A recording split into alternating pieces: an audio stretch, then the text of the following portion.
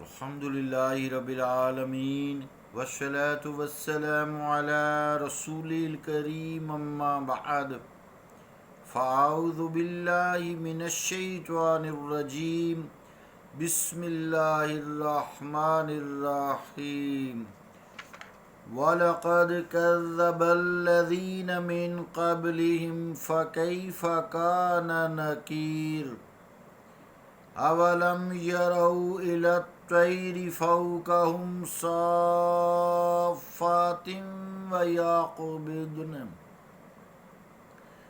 ما يمسكهن الا الرحمن انه بكل شيء بصير امن هذا الذي هو جند لكم ينصركم من دون الرحمن ان الكافرون الا في غرور امن هذا الذي يرزقكم ان امسك رزقه بل لجوا في عتو ونفور صدق اللہ العظیم۔ واجب الاحترام سامعین، السلام علیکم ورحمۃ اللہ وبرکاتہ۔ سورہ الملک کی 18 سے لے کے 21 نمبر آیات تک تلاوت کرنے کی سعادت حاصل ہوئی ہے۔ ان آیات کا ترجمہ یوں ہے: اور جو لوگ ان سے پہلے گزرے انہوں نے بھی جھٹلایا، خود دیکھ لو کہ ان پر میرا عذاب کتنا سخت تھا۔ کیا انہوں نے پرندوں کو اپنے اوپر اڑتے کبھی نہیں دیکھا؟ پر پھیلائے ہوئے، اور کبھی پر سمیٹ بھی لیتے ہیں۔ نہیں روکے ہوئے انہیں کوئی فضا میں بجز رحمان کے۔ بے شک وہ ہر چیز کو خوب دیکھنے والا ہے۔ اے منکرو، کیا تمہارے پاس کوئی ایسا لشکر ہے جو تمہاری مدد کرے خداوند رحمان کے علاوہ؟ بے شک منکرین دھوکہ میں مبتلا ہیں۔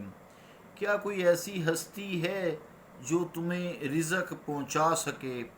اگر اللہ تعالیٰ اپنا رزق بند کر لے، لیکن یہ لوگ سرکشی اور حق سے نفرت میں بہت دور نکل گئے ہیں۔ اللہ کا قول سچا ہے جو بڑی ہی عظمت والا ہے۔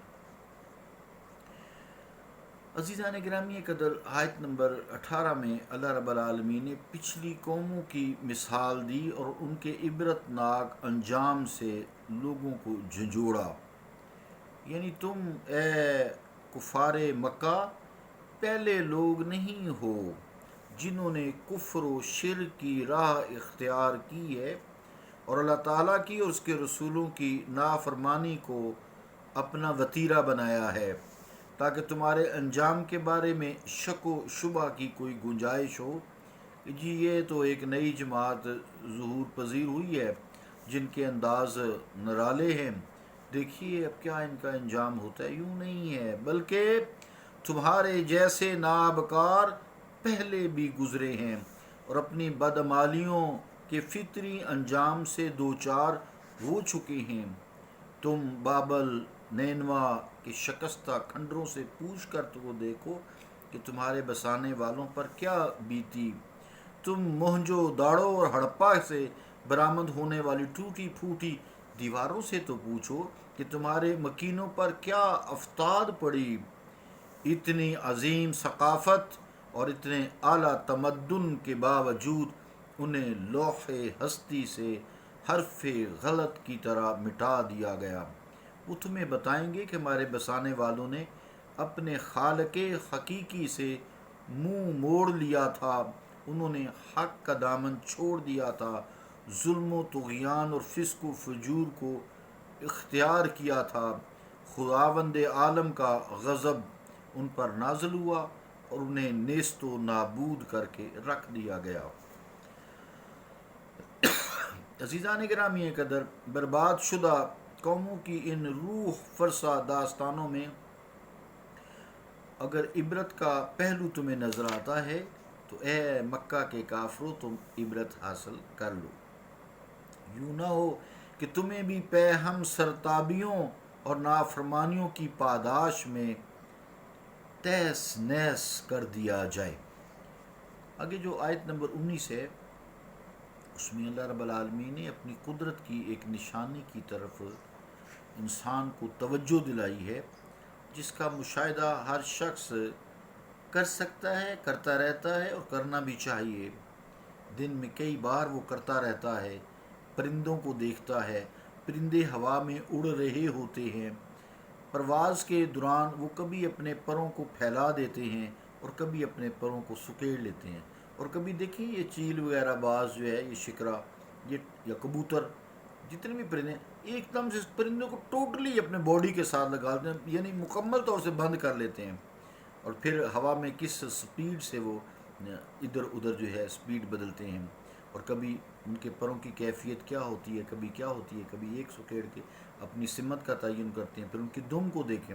بہرحال بے شمار اللہ تعالیٰ کی نشانیاں کچھ شخص آنکھ سے دیکھے، غور و فکر کرے، تدبر کرے تو آ جاتی ہیں۔ غور و فکر تدبر، تدبیر سے ہے، تدبر کرنا چاہیے۔ ذرا غور کرو اے انسان، اس پرندہ کو اڑنے کے لیے موضوع پر کس نے دیے ہیں اور اس کو اڑنے کا ڈھنگ کس نے سکھایا ہے؟ ہوا میں اگر ایک چھوٹا سا پتھر بھی آپ پھینکیں تو وہ چشم زدن میں نیچے آ جاتا ہے، فورس آف گریویٹی جو ہے، زمین کی کشش ثقل جو اس کو نیچے کھینچ لیتی ہے۔ اس ہوا میں یہ صلاحیت پھر کس نے پیدا کی ہے کہ اتنے وزنی بلکہ جہازوں کو دیکھیں آپ جو انسان نے بنائے ہیں، یہ پرندوں کو دیکھ کر ہی بنائے ہیں، انہی سے جہازوں نے اڑنا سیکھ۔ جنگی جہاز دیکھیں، یہ شاہین کی مہارت سے وہ بھی اس کو بھی اسی طرح ہی جو ہے منسوب کیا گیا ہے، اس میں صفات ایسی پیدا کی گئی ہیں جو اللہ تعالیٰ نے ایسے پرندوں میں پیدا کی ہیں۔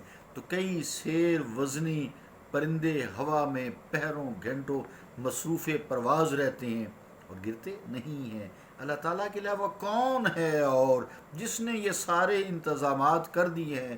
انسان کے لیے زمین کو مسخر کر دیا ہے، پرندوں کے لیے ہوا کو فرما بردار بنا دیا ہے۔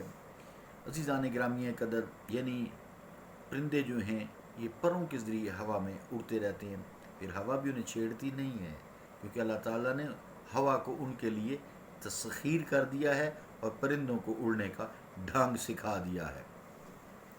پھر وہ پرندوں کی رکھوالی نہیں کرتا، کائنات کی ہر چیز اس کی نگاہ میں ہے، نگاہ قدرت میں ہے، چشم الہی میں ہے، انہ بکل شیء بصیر، جو آیت نمبر 19 کا آخری لفظ ہے، ہر چیز کی وہ نگہبانی کر رہا ہے۔ 20 نمبر میں جو آیت ہے، 20 نمبر آیت ہے، اس میں فرمایا کہ یعنی وہ لوگ جو نافرمانی کی راہ پر گامزن رہتے ہیں، کیا ان کے پاس کوئی ایسی فوج ہے کہ جب اللہ تعالیٰ کی پکڑ انہیں پکڑے تو عذاب دے تو وہ عذاب کے نزول سے انہیں بچا لیں، ان کی مدد کر سکیں اور آگے بڑھ کر اللہ تعالیٰ کی انہیں گرفت سے بچا لیں؟ ہرگز نہیں، ایسی کوئی کسی کے پاس فوج نہیں ہے، کسی انسان کے پاس فوج نہیں ہے۔ یہ کفار تو شیطان کے دام فریب میں پھنس چکے ہیں، اتنی کھلی بات بھی سمجھنے سے قاصر ہیں کہ دنیا میں کوئی ایسی طاقت نہیں جو انہیں عذاب الہی سے بچا سکے۔ عزیزان گرامی قدر، یہ کافروں کو بظاہر سنایا جا رہا ہے کہ سب سے بڑا گناہ شرک وہ کرتے ہیں، اس کے بعد چھوٹے چھوٹے گناہوں سے انسان اگر بچنا چاہے تو یہ اللہ تعالیٰ کی جو کفار کو آیات ہیں، بینات ہیں، ان سے استفادہ کر سکتا ہے، اس سے اللہ تعالیٰ کا خوف اس کے دل میں بیٹھے گا، تو جب بھی وہ کوئی گناہ کرے گا تو جیسے ہی اس کے دل میں آئے گا انہ بکل شیء بصیر، بے شک وہ ہر چیز کو دیکھ رہا ہے، اس کا نگہبان ہے، تو اللہ رب العالمین پھر فضل فرما دے گا، پھر بھی انسان سے گناہ ہو جاتا ہے، اس کو توفیق دیتا ہے توبہ کی، وہ توبہ نصوحا کرتا ہے۔ انسان بار بار گناہ کرتا رہتا ہے، وہ معاف کرتا رہتا ہے، 100 بار بھی توبہ ٹوٹے تو اس میں حیرت کیا ہے، 100 بار بھی توبہ ٹوٹے تو اس میں حیرت کیا ہے۔ بخشش کی روایت میں توبہ تو ایک بہانہ ہے، بس مالک ہے نا. فَيَغْفِرُ لِمَن يَشَاءُ وَيُعَذِّبُ مَن يَشَاءُ، بس وہ جسے چاہے بخش دے، جسے چاہے عذاب دے. مالک کل ہے، عذاب دینے کے قابل ہے اس کو بخش دے، تو بخشش کے قابل اس کو عذاب دے. بادشاہ جو ہوا فَيَغْفِرُ لِمَن يَشَاءُ وَيُعَذِّبُ مَن يَشَاءُ. اچھا، اللہ تعالیٰ فضل کرے ہم سب پہ، اللہ تعالیٰ ہمیں گناہوں سے بچائے. پھر جو آخری آیت ہے 21 نمبر، فرمایا اسی طرح اللہ تعالیٰ اپنے رزق کے دروازے اگر ان پر بند کر دے تو ایک دانہ بھی انہیں نصیب نہ ہو، اور وہ بھوک سے بلک بلک کر لقمہ اجل بن جائیں. لیکن ایسی بے بسی اور بے کسی کے باوصف یہ لوگ کہ سرکشی اور حق سے گریز کرنے میں حد سے بڑھ چکے ہیں. یعنی سب سے بڑا گناہ جو ہے وہ شرک ہے.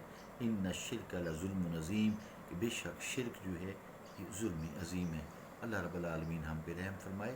صلی اللہ تعالیٰ علی رسول خیر خلقہ محمد وعلی آلہ و اصحابہ اجمعین برحمتک یا ارحم الراحمین.